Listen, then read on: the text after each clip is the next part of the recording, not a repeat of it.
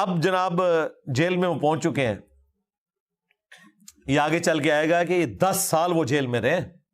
بضع سنین، عربی میں بضع سنین 10 سے کم 9 9.5 تک کے سالوں کو بولا جاتا ہے. بہت تکلیف دہ چیز تھی ان کے لیے.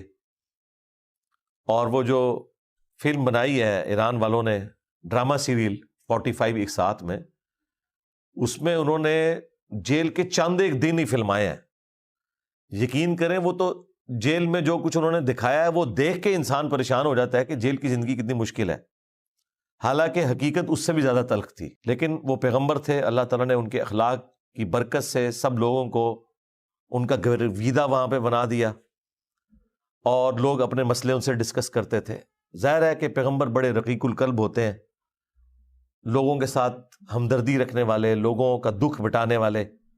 بس اسی حالت میں کوئی 2 فالورز بن کے آ گئے ان کا ذکر آ رہا ہے کہ 2 نوجوان، انہوں نے کہا حضرت آپ اتنی اچھی اچھی باتیں کرتے ہیں تو ہم نے اس طرح خواب دیکھا ہے، آپ ہمیں پڑھے لکھے لگتے ہیں، سمجھدار لگتے ہیں، اگر آپ سے ہو سکے تو ہمیں ان خوابوں کی تعبیر بتائیں.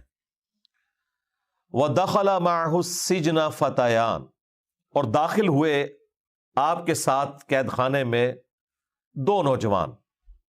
قال احدهما، ان دونوں میں سے ایک نے عرض کی، انی ارانی، میں نے خواب میں دیکھا ہے، اعصر خمرا، کہ میں شراب نچوڑ رہا ہوں، انگوروں سے شراب نچوڑ رہا ہوں. اور یہ باقاعدہ انہوں نے خواب بھی اس میں فلمائی ہے، ان کو خواب کی حالت میں دکھایا ہے، اور جس طریقے سے وہ واقعی اتنے گلگتھنے قسم کے انگور وہ نچوڑتے ہیں. اور وہ واقعی دیکھیں پرانے زمانے کے بادشاہ تو ہر چیز ہی اوریجنل ہوتی تھی جناب، پریزرویٹو فوڈز تو نہیں ہوتے تھے.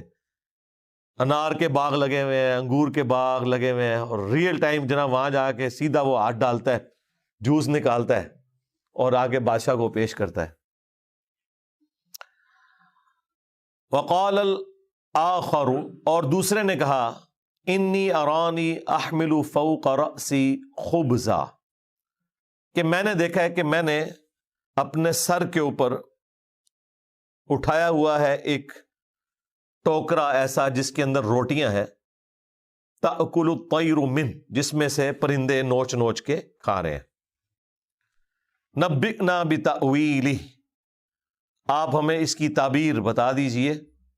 انا نراک من المحسنین، بے شک ہم آپ کو بڑا نیکوکار پاتے ہیں، یعنی آپ کا کردار اتنا اچھا ہے کہ ہم نے آپ پر اعتماد کیا ہے کہ ہم آپ کے فالوور بن جائیں. تو آپ ہمیں بتائیے. اب جب فالوورز خود چل کے آئیں اور پیغمبروں کے پاس آئیں تو یہ ہو ہی نہیں سکتا کہ پیغمبر اپنے رب کی دعوت ان کے سامنے نہ رکھیں. پیغمبروں کا تو دنیا میں آنے کا مقصد ہی اللہ تعالیٰ کا تعارف کروانا ہے. کام پھنسا ہوا تھا ان نوجوانوں کا. تو یوسف علیہ السلام نے اس موقع کو غنیمت جانا کہ میں اللہ تعالیٰ کی اس عطا سے جو مجھے خوابوں کی تعبیر کا علم اللہ نے سکھایا ہے، جو سٹارٹ میں آیا تھا، یعقوب علیہ السلام نے بھی کہا تھا کہ بیٹا اللہ تعالیٰ تجھے معاملہ فہمی بھی سکھائے گا، خوابوں کی تعبیر کا علم بھی سکھائے گا. تو مجھے تو پتہ ہے، لیکن میں کسی طریقے سے، کسی بہانے سے توحید کی دعوت بھی سامنے رکھوں تاکہ بات پہنچ جائے. جس طرح ہم بھی اپنی قرآن کلاسز میں، علمی مجالس کے اندر، پبلک سیشنز کے اندر کوشش کرتے ہیں، کبھی مزاح کے ذریعے، کبھی سیریس موڈ کے اندر، کبھی کوئی واقعہ سنا کر کوئی بات پہنچا دیں جس کے ذریعے کسی کے عقیدے کی اصلاح ہو. یعنی ایک دروازہ کھلتا ہے جس کے ذریعے آپ بات کر سکتے ہیں. تو یہ موقع حضرت یوسف علیہ السلام کو ملا تو انہوں نے فرمایا، قال لا یأتیکما طعام ترزقانہ، انہوں نے کہا کہ جو تمہارا کھانا جیل میں آتا ہے نا تمہارے لیے، جو تمہیں کھلایا جاتا ہے، وہ تمہارے پاس نہیں آئے گا، الا، مگر یہ کہ نبأتکما بتأویلہ قبل ان یأتیکما، وہ تم دونوں کے پاس آ کے کھانا پیش کیا جائے اس سے پہلے میں تمہیں تم دونوں کے خوابوں کی جو تعبیر ہے وہ بتا دوں گا. بات سٹارٹ انہوں نے کتنے زبردست انداز میں کی ہے کہ کہیں اگر وہ ڈائریکٹ دعوت توحید شروع کرتے تو وہ نوجوان سوچتے ہیں کہ اب پتہ نہیں یہ تقریر کب ختم ہوگی، جو بات ہم نے پوچھی ہے اس کا جواب کب ملے گا، تو پہلی تسلی کروا دی. جس طرح ہم بھی لوگوں کو پورا شیڈیول بتاتے ہیں کہ بھائی اس ٹائم آپ انٹرسٹ ٹائم ہے، اس ٹائم ہمارا یہ سیشن سٹارٹ ہوگا.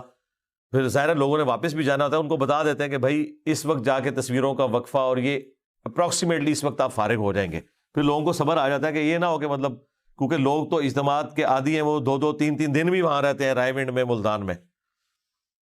تو اس طرح بتانے سے اگلے کو صبر آ جاتا ہے، وہ پلان کر لیتا ہے کہ اچھا اتنے بجے ہوگا، پھر یوں فارغ ہو جاؤں گا میں، چلیں اس کو مینیج کر لوں گا. تو اس کے بعد وہ پرسکون ہو کے یہاں پہ بیٹھتے ہیں کہ یار جو بھی ہوا، جتنے بجے بھی وہ آیا، لیکن کم از کم اتنے بجے ہم چھوٹ جائیں گے. یہاں پہ بھی یوسف علیہ السلام نے انہیں کہا کہ بھائی میں یہ تعبیر تمہیں ضرور بتاؤں گا، اور جس کھانے کے انتظار میں ہم بیٹھے ہوئے ہیں، گپ شپ کر رہے ہیں، اس کے آنے سے پہلے پہلے بتا دوں گا، لہٰذا اب میری بات آپ نے ذرا غور سے سننی ہے. یہ اصل میں وہ کہنا چاہ رہے تھے. ذالکما مما علمنی ربی، یہ اس میں سے ہے جو اللہ تعالیٰ نے، میرے رب نے مجھے سکھایا ہے. یہ وہ علم ہے یعنی خوابوں کی تعبیر کا. اچھا یہ لفظ اردو میں ہم لکھتے ہیں نا خواب، خا واو الف اور با، خواب لکھا جاتا ہے، لیکن یہ پڑھنے میں خواب ہوتا ہے، یعنی واو سائلنٹ ہے. یہ پڑھا کیسے جائے گا؟ خا الف اور با، خواب، لیکن لکھنے میں خواب ہوتا ہے، پڑھنے میں خواب. تو یہ اس علم میں سے جو اللہ تعالیٰ نے، میرے رب نے مجھے سکھایا ہے.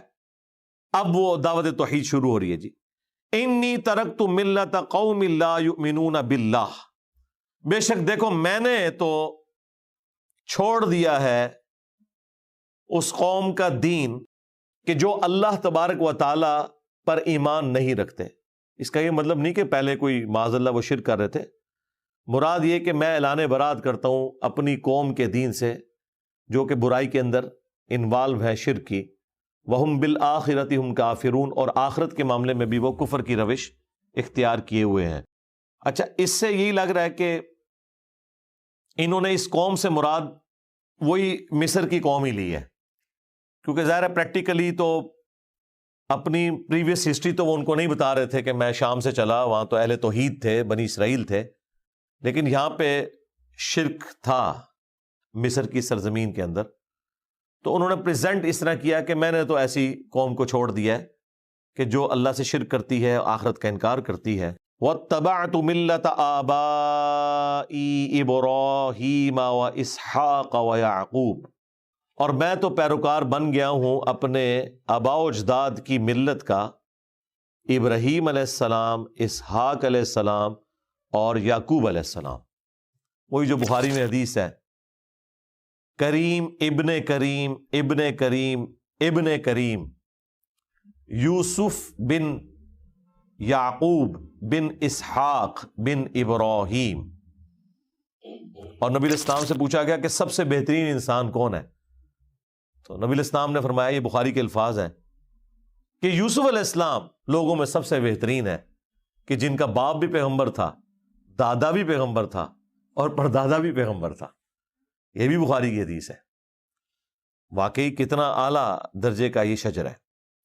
یہ دو حدیثیں بخاری کی میں نے اس لیے بیان کی کہ بعض لوگ اس سے اپنے بزرگوں کا دین ثابت کرتے ہیں. وہ کہتے ہیں یہ یوسف علیہ السلام کی سنت ہے کہ اگر آپ کا ابا حنفی ہے تو آپ نے حنفی ہونا ہے.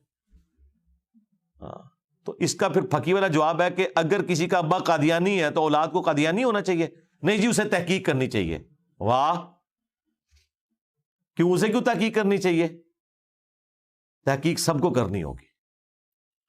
دوسری بات، یوسف علیہ السلام جن آباء و اجداد کی پیروی کی بات کر رہے ہیں وہ تو انبیاء ہیں، وہ بابے نہیں ہیں، وہ اللہ کے نامزد پیغمبر ہیں. ان کے لیے تو گمراہی کا تصور ہی نہیں ہے. اگر کسی کا باپ دادا پردادا پیغمبر ہے تو وہ فخر سے کہے کہ میں اپنے آباء و اجداد کے طریقے کے اوپر ہوں. لیکن جن کے آباء و اجداد کوئی ہندوؤں کی اولاد، کوئی سکھوں کی اولاد، اور کانفیڈنس یہ ہے کہ قرآن و سنت دکھائیں اور ماننے کے لیے تیار نہ ہو، تو ان کے لیے پھر میں یہی کہتا ہوں کہ ایک غریب اتو بدتمیز، یعنی علمی طور پر یتیم اور غریب، اور اوپر سے بدتمیزی یہ کہ کانفیڈنس عروج پہ ہے کہ جی ہم نے تو آج تک ایسی کو بات سنی نہیں. اور بھائی آپ نے کہاں سے سننی تھی؟ نہ آپ نے قرآن و سنت پڑھی، نہ آپ کے آباء و اجداد نے پڑھی. لہٰذا یہ آیت کوٹ کر کے یہ کہنا ہے کہ یوسف علیہ السلام کی سنت ہے اپنے آباء و اجداد کے طریقے کے اوپر، اگرچہ قرآن میں درجنوں آیات ہیں، سورۃ البقرہ میں، سورہ لقمان میں، باقی صورتوں میں، کہ کافروں کو جب بھی کہا جاتا ہے کہ اس وحی کی پیروی کرو جو اللہ تعالیٰ نے تمہاری طرف بھیجی ہے نبی کے ذریعے، تو کہتے ہیں ہم تو اسی طریقے پہ رہیں گے جس پہ ہم نے اپنے آباء و اجداد کو پایا ہے۔ تو اللہ تعالیٰ فرماتا ہے اگرچہ تمہارے آباء و اجداد گمراہی ہوں تب بھی اسی کی پیروی کرو گے۔ وہ ساری آیتیں نہیں ان کو نظر آتی، ایک آیت یہ والی نظر آتی ہے کہ یوسف علیہ السلام نے کہا تھا میں بھی اپنے آباء و اجداد کے طریقے کے اوپر ہوں، اور وہ درجنوں آیات جن کے اندر وعیدیں ہیں کہ جہنم میں جب جہنمی پہنچ جائیں گے سورۃ العذاب کے آخری حصے میں جا کے تو کہیں گے اللہ ہمارے بزرگوں کو، ہمارے آباء و اجداد کو، ہمارے بڑوں کو دگنا عذاب دے کہ جن کی وجہ سے ہم یہاں پہ پہنچے ہیں۔ وہاں بھی جو آباء کا ذکر ہے، جو ان کے آباء کا ذکر تھا، وہ ساری آیات انہوں نے اوور لک کی ہوئی ہیں، اور یہ لیتے ہیں اور یہ دیکھیں کہ کہاں اللہ کے مقرر کردہ بابے جو اوریجنل بابے ہیں اور کہاں تمہارے جعلی بابے۔ تو یہی تو ہم نے عرض کیا ہے کہ نبی کے جیسا ہے ہی کوئی نہیں، بابے تھے شے ہی کوئی نہیں۔ ہاں اگر انبیاء ہوں تو وہ اوریجنل بابے ہیں۔ ما کان لنا ان نشرک باللہ من شیء، ہمارے لیے کبھی بھی یہ روا نہیں کہ ہم اللہ کے ساتھ کسی بھی ہستی کو شریک ٹھہرائیں۔ ذالک من فضل اللہ، یہ اللہ کا فضل ہے، علینا وعلی الناس، ہم پر اور لوگوں پر، یعنی ہم پر مراد ہم انبیاء کی فیملی کے اوپر اور ان لوگوں پر جو ہم انبیاء کی فیملی کو فالو کرنے والی ہے۔ وَلَٰكِنَّ أَكْثَرَ النَّاسِ لَا يَشْكُرُونَ، لیکن اکثر لوگ اس احسان کے اوپر شکر گزاری کی روش اختیار نہیں کرتے۔ اور ایک معنی یہ بھی ہو سکتا ہے کہ یہ اللہ تعالیٰ کا احسان ہے ہم پر بھی اور لوگوں پر بھی کہ اللہ تعالیٰ اپنے پیغمبروں کے ذریعے حق بات پہنچا دیتا ہے، لیکن اکثر لوگ شکر گزاری کی روش اختیار نہیں کرتے۔ بہت کم ہی لوگ ہیں جو انبیاء کرام کی دعوت کو قبول کرتے ہیں، یہ بھی معنی اس کا ہو سکتا ہے۔ اب تو جناب یہ تو ابھی یہ سنگلز تھے، اب چھکے مار رہے ہیں جناب یوسف علیہ السلام، یا صاحب السجن، اے میرے قید خانے کے ساتھیوں۔ دیکھیں اس کے اندر بھی کتنی عاجزی چھپی ہوئی ہے، یہ نہیں کہا کہ اے میرے فالوورز، اے میرے اسٹوڈنٹس، اے میرے قید کے ساتھیوں، میں بھی تمہاری طرح ہی ہوں، مرتبے میں نہیں، لیکن انبیاء کرام اسی سپیشی میں آتے ہیں جن کے لیے ان کو بھیجا جاتا ہے۔ سورہ بنی اسرائیل میں ہے کہ اگر زمین پر فرشتے آباد ہوتے تو ہم فرشتوں میں سے پیغمبر بناتے ہیں۔ اے میرے قید خانے کے ساتھیوں، ارباب متفرقون خیر ام اللہ الواحد القہار، مجھے بتاؤ کہ جدا جدا مختلف قسم کے رب وہ بہتر ہیں یا ایک اکیلا اللہ جو واحد یکتا ہے، سب پر چھایا ہوا ہے، القہار ہے؟ یعنی اتنے معبود بہتر یا ایک ہی اللہ کیا ہو جائے انسان وہ بہتر؟ اس کا مطلب یہ ہے کہ وہاں پہ وہ دیوتاؤں کا کنسیپٹ موجود تھا۔ اور باقی یہ مضمون قرآن میں اللہ تعالیٰ نے مختلف جگہ کے اوپر پھر کھولا ہے کہ ایک ہی اللہ ہو تو یہ کائنات کا نظام چل سکتا ہے۔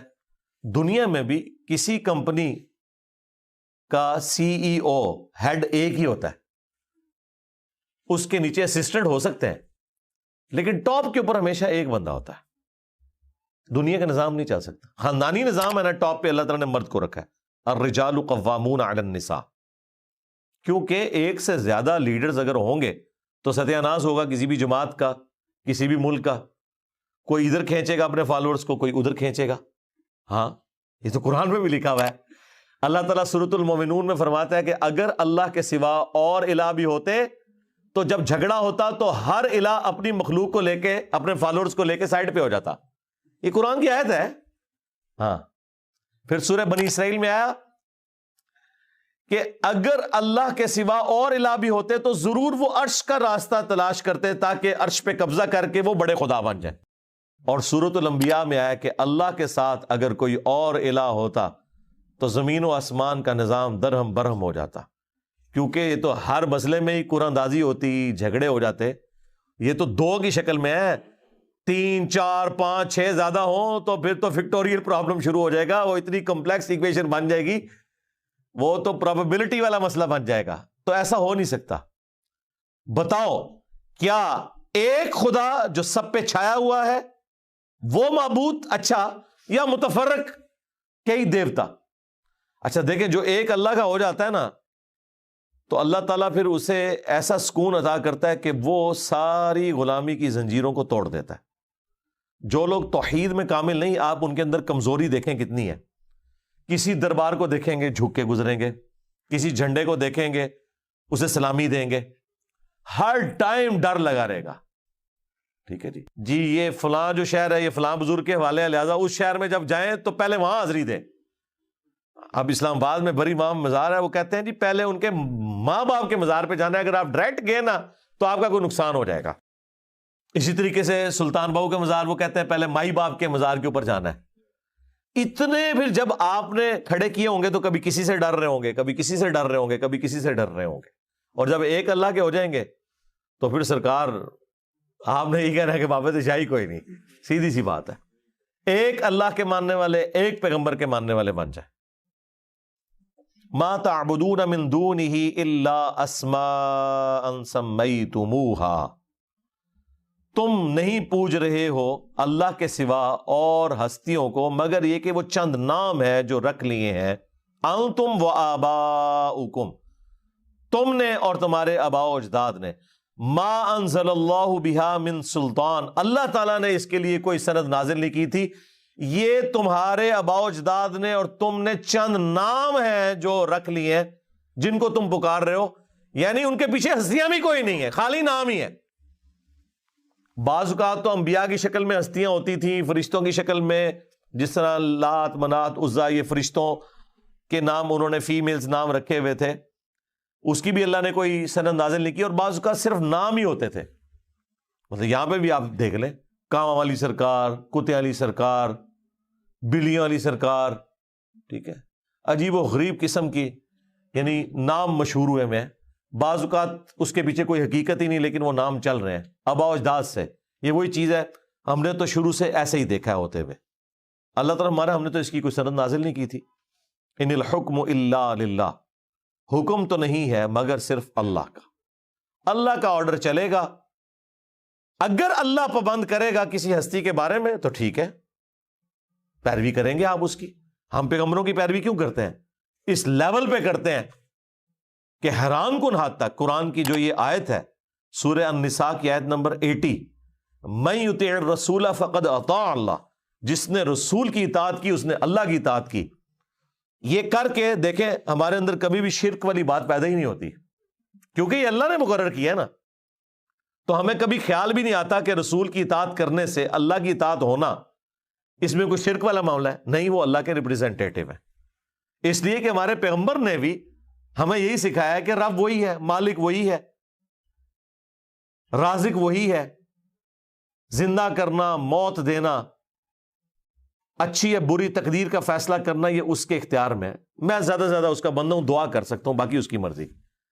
تو پیغمبروں کی اطاعت میں کبھی بھی نقصان نہیں ہوتا, الا یہ کہ کوئی پیغمبروں کی اطاعت سے ہٹے اور نعوذ باللہ انہی پیغمبروں کے اندر خدا کو تلاش کرنے کی اس حوالے سے کوشش کرے کہ ان کے بارے میں ڈیوینٹی کلیم کر دے, جس طرح کرسچنز نے کی کہ عیسیٰ ابن مریم ہی اللہ ہے, نعوذ باللہ. لقد کفر الذین قالوا ان اللہ هو المسیح ابن مریم. تو پھر ظاہر ہے اللہ نے توحید اسٹیبلش کرنی تھی تو بڑا سخت گاڑا جملہ بولا. اللہ تعالیٰ نے پھر قل فمن یملک من اللہ شیئا, اے نبی ان سے فرما دو کہ اللہ کا کوئی کیا بگاڑ لے گا. اگر اللہ ارادہ کرے عیسیٰ ابن مریم کو, ان کی ماں کو اور جتنے زمین میں ان کو ہلاک کر دے, اللہ کا کوئی کیا بگاڑ لے گا. پھر توحید جب اسٹیبلش کرنی تھی پھر ظاہر ہے کہ پیغمبروں کو سینٹرڈ کر کے اتنے سخت جملے بولنے پڑے. پھر سورۃ المائدہ میں آگے چل کے آیا کہ عیسیٰ ان کی ماں روٹی کھانے کے محتاج تھے.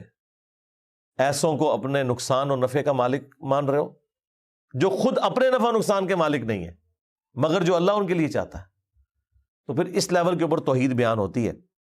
اور پھر نبی علیہ السلام کی حدیث بخاری میں, دیکھنا میری شان کو اس طرح بلند نہ کرنا جس طرح نصارہ نے اپنے پیغمبر کو بڑھا دیا, میں اللہ کا بندہ اور اس کا رسول ہوں, مجھے اللہ کا بندہ اور اس کا رسول ہی کہنا. تو حکم تو چلے گا اللہ کا. امرا اللہ تعبدوا الا ایاہ، اسی نے ہی حکم دیا ہے کہ مت پوجنا کسی کو سوائے اس کے، ذالک الدین القیم، یہ ہے سیدھا سیدھا قائم دین، ملت ابراہیمی والا دین، ولیکن اکثر الناس لا یعلمون، لیکن اکثر لوگ اس حقیقت سے ناواقف ہیں۔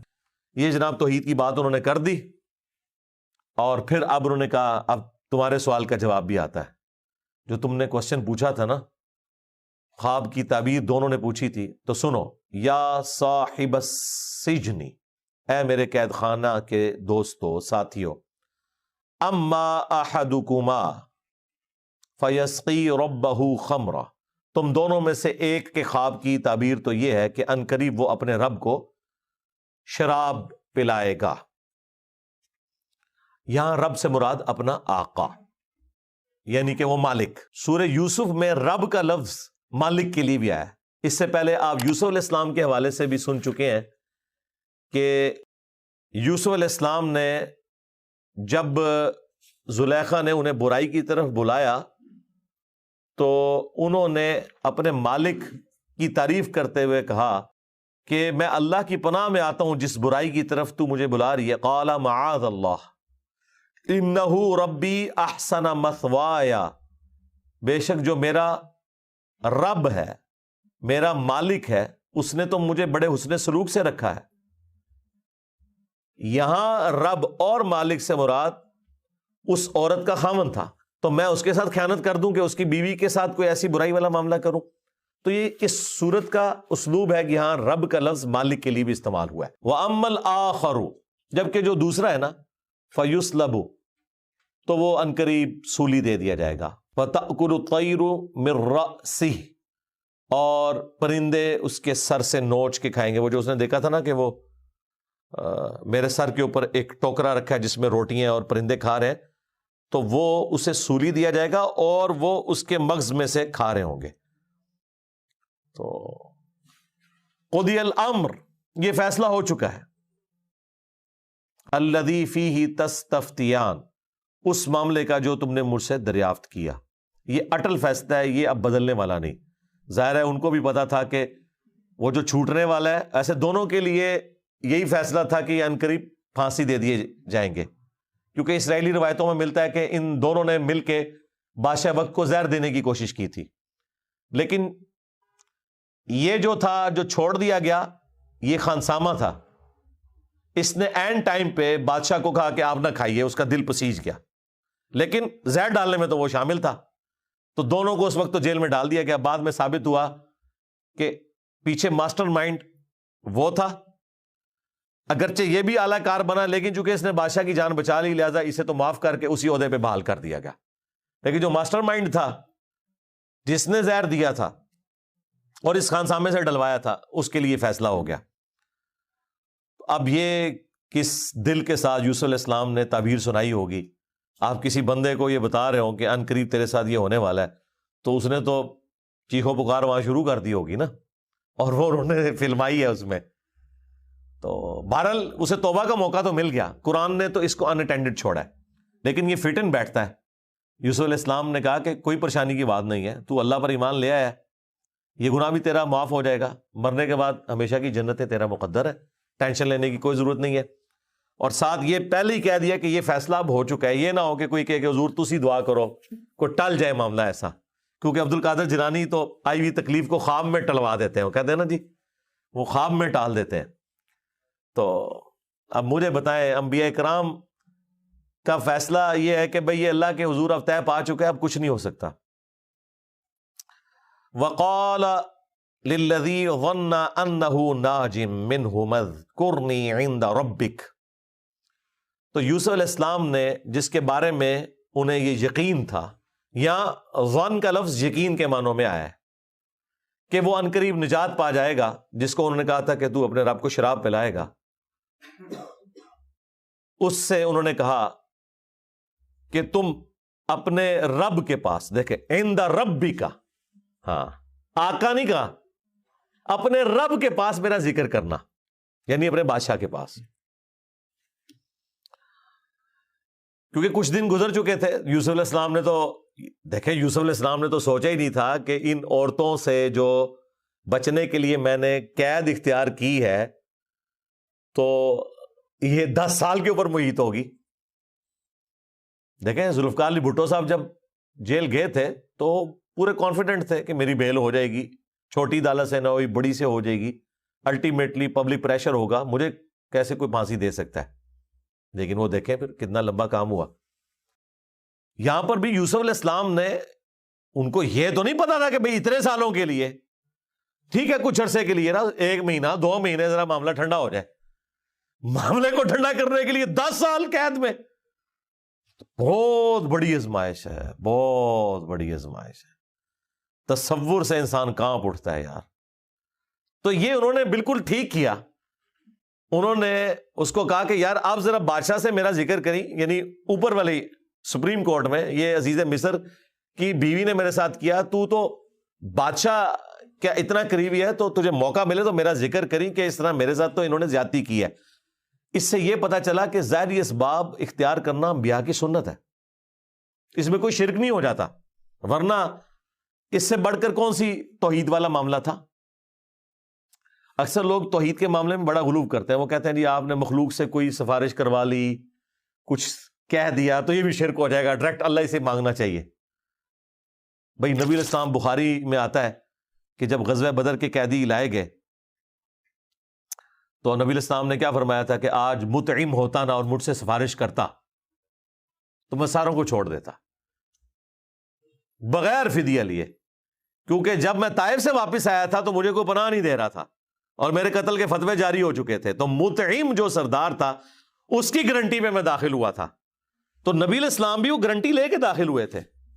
یہ بابوں کے بارے میں جو انہوں نے عقیدے بنایا, نگاہ مار کے کر دیتا, او کر دیتا, خدا دا نا جے اللہ دے بندے ہو, دنیا میں اس طرح ہوتا ہے بھائی.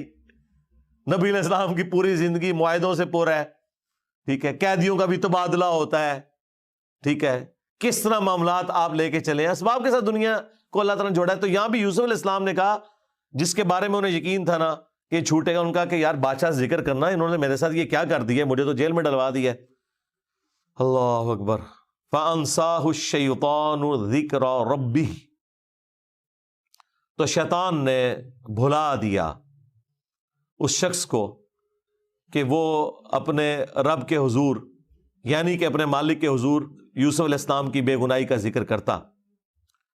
فَلَبِثَ فِي السِّجْنِ بِضْعَ سِنِينَ, پس یوسف علیہ السلام پھر کئی سال تک جیل ہی میں رہے. بضع سنین عربی زبان میں 10 سال سے کم کے لیے بولا جاتا ہے, اور عموماً 9 سے 10 سال کے درمیان. تو یہ آلموسٹ 10 سال ان کو جیل کی تکلیف کاٹنی پڑی. تو اس سے تو یہ لگ رہا ہے کہ بس یہ ایک ہی موقع ملا تھا یوسف علیہ السلام کو کہ وہ بات کسی طریقے سے باہر پہنچا سکتے تھے, وہ پہنچائی انہوں نے, لیکن ادھر شیطان نے اسے بھلا دیا. یقیناً شیطان نے بھلایا, لیکن اگر اللہ تعالیٰ چاہتا تو ایسا نہ ہوتا. یہ اللہ تعالیٰ کی مشیت میں تھا کہ شیطان اس کے اوپر مسلط ہو اور یوسف علیہ السلام کی ٹریننگ مزید ہو, ورنہ وہ کیسے بھول سکتا تھا. اور مجھے بتائیں, جو بندہ موت کے منہ سے نکل کے آیا ہو اور جس بندے کی بشارت کے اوپر آیا ہو, یہ سمجھ سے باہر ہے کہ 10 سال تک اس بندے کا دماغ میں ذکر بھی نہ اس کو کبھی خیال آئے. اچھا یہی بات بخاری میں لکھی ہوتی نا تو منکرین حدیث نے مذاق اڑانا تھا, آج کس طرح ہو سکتا ہے جی, اب قرآن میں یہ واقعہ آیا اس کا مذاق نہیں اڑائیں گے, وہ کہیں گے نہیں جی قرآن میں آیا نا جی ایسے ہو گیا ہوگا. حالانکہ لاجیکلی کوئی بات سمجھ نہیں آتی ہے کہ یہ اتنی بڑی بھول چوک کیسے ہو گئی کہ جب 2 بندے قتل کے فتوے جاری ہیں, ایک بندہ سولی بھی چڑھ گیا ہے اور اس بندے نے پھر اس منظر کو ویٹ بھی کیا ہے. یہ جو چھوٹا تھا نا وہ اسرائیلیات میں تو پھر تفصیل ہے نا, چونکہ یہ دونوں پھر دوست تھے, یہ دونوں یوسف علیہ السلام پہ ایمان بھی لے آئے, تو جب اسے سولی دیا گیا تو یہ منظر بھی دیکھ رہا تھا, لیکن پھر بھی اوور لک ہو گئی وہ چیز, اور پھر 10 سال تک اوور لک رہی. چلیں وہ وقتی طور پہ بھول جاتا, بعد میں وہ اپنے جب بچوں کو, بیوی کو جیل کے قصے کہانیاں تو سناتا ہوگا بھی میں نے تکلیف کاٹی تو یہ ہوا تو مجھے تو پہلے ہی بشارت مل گئی. یقیناً ایسا ہوتا ہوگا, آپ نارمل زندگی میں دیکھیں ایسا ہی ہوتا ہے. تو یہ بہت ایکسٹرا آرڈنری بات ہے کہ اس شخص کا بھول جانا سوائے اس کے کہ وقتی طور پہ تو شیطان نے اسے بھلا دیا، لیکن پھر اللہ تعالیٰ کی مشیت بھی یہی ہوئی کہ یوسف علیہ السلام اس تکلیف کو کاٹیں، اور اس کے بعد اللہ تعالیٰ انہیں اعلیٰ درجے کے اوپر فائز کرے اور آنے والی دنیا کے لیے ان کی مثال دی جائے۔